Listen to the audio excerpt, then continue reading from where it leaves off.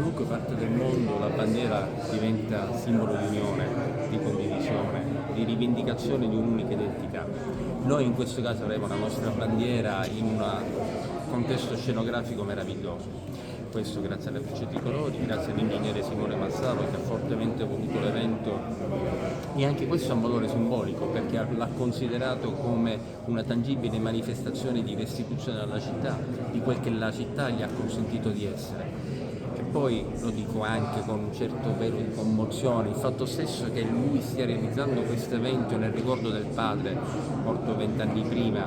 è anche questo un qualcosa che noi figli dovremmo fare, dovremmo sempre ricordarcelo.